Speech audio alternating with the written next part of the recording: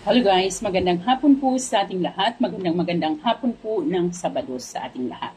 So ngayon po ay isa namang pampaswerte ang ating ituturo sa inyo na maaari nating gawin bukas po ng umaga or kaya naman ay Huwebes ng umaga. Ito po ang ating gagamiting pampaswerte ay ang bigas. Alam natin na ang bigas ay isang numero unong pangangailangan ng bawat pamilya na dapat nasa hapag natin kainan. Kaya ito po ay talaga namang isa sa kasaganahan, isang numero unong butil ng kasaganahan, kaya napakainam gamiting pampaswerte. So natito po, kumuha po lamang ng isang lagayan ng bigas. Maaari tayong gumamit ng white or kaya naman po ay kristal. Dapat po babasagin. So ito ilagay natin ang bigas, ganito at kadaming bigas ang ating ilalagay dito sa ating bowl or sa ating mangkok. Pagkatapos pong mailagay natin ang bigas, ang gagawin po lamang gamit po ang iyong hintuturo.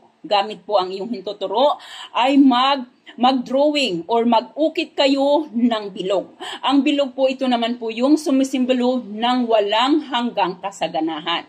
Kaya ayan sa bigas na yan, gamit ang iyong hintuturo ay mag-ikot or mag-ukit po tayo dito ng bilog. Ikutan po natin ito o ng bilog. Ayan. So mag-ukit po tayo ng bilog dyan sa bigas. Kapag nakapag-ukit na po tayo ng bilog na dito, ang atin pong gagawin dito sa bigas ay ilalagay po natin ito sa ating mga hapagkainan. Sa lamesa kung saan tayo kumakain, doon po natin ilalagay ang bigas na ito at hayaan po natin ito doon sa loob ng 30 days. Okay?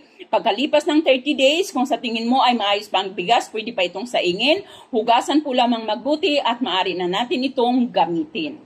At isa pa namang pamamaraan din, gamit din ang ganito, bowl or pwedeng kahit ganitong baso kristal.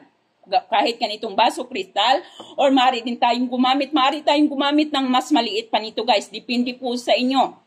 So, halimbawa, ito pa rin po ang ating gagamitin. Ang gagawin mo naman, ayan, sa bigas na yan ay kumuha ka naman ng luya.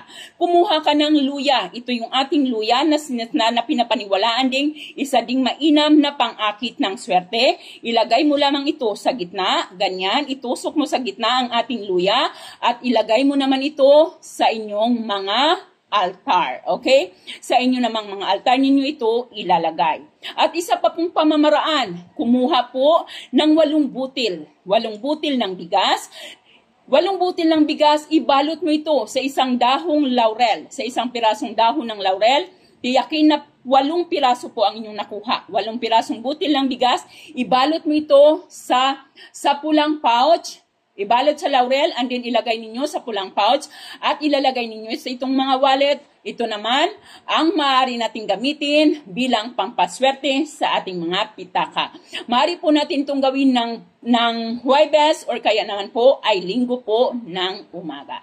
Maraming salamat at magandang hapon sa ating lahat. Happy weekend!